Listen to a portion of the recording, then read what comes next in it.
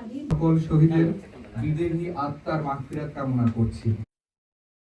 যুক্তরাজ্যের বার্মিংহামে বাংলাদেশ সহকারী হাইকমিশনের উদ্যোগে মহান স্বাধীনতা ও জাতীয় দিবস যথাযোগ্য মর্যাদা ও উৎসাহের সাথে উদযাপন করা হয়।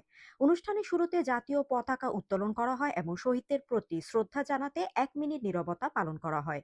এই আয়োজনে যুক্তরাজ্যের বিভিন্ন অঞ্চলের প্রতিনিধি, প্রবাসী বাংলাদেশি, স্থানীয় গণ্যমান্য ব্যক্তি এবং বিভিন্ন সংগঠনের নেতৃবৃন্দ অংশগ্রহণ করেন।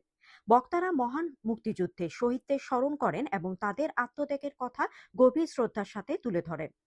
অনুষ্ঠানে বাংলাদেশের রাষ্ট্রপতি, প্রধানমন্ত্রী ও অন্যান্য গুরুত্বপূর্ণ ব্যক্তিদের বাণী পাঠ করা হয়। আলোচনায় বক্তারা একটি উন্নত, সমৃদ্ধ ও মর্যাদাশীল বাংলাদেশ গড়ে তোলার প্রত্যয়ে সবাইকে ঐক্যবদ্ধভাবে কাজ করার আহ্বান জানান।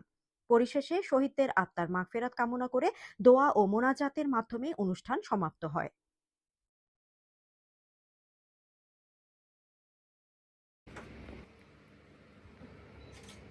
ধন্যবাদ।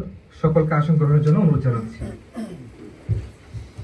সম্মানিত, আমরা অর্জন করেছি স্বাধীন সার্বভৌম বাংলাদেশ। বাংলাদেশ হচ্ছে পৃথিবীর মানচিত্রে একটি স্বাধীন পেশাজীবী সাংস্কৃতিক গভীর শ্রদ্ধা ও কৃতজ্ঞতার সাথে স্মরণ করছি বাংলাদেশের মহান মুক্তিযুদ্ধের বীর শহীদদের, বীর মুক্তিযোদ্ধাদের।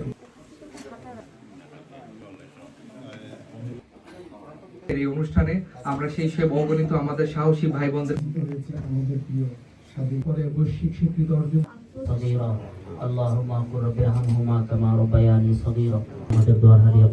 ব্রিটিশ সরকারের উচ্চ পর্যায়ের প্রতিনিধি এবং প্রবাসী বাংলাদেশিদের অংশগ্রহণে বার্মিংহামে মহান স্বাধীনতা ও জাতীয় দিবস উদযাপন।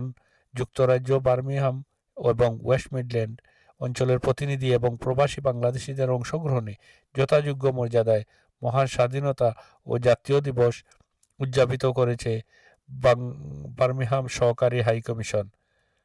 বার্মিংহাম থেকে ফখরুল ইসলাম রিপন, LB24।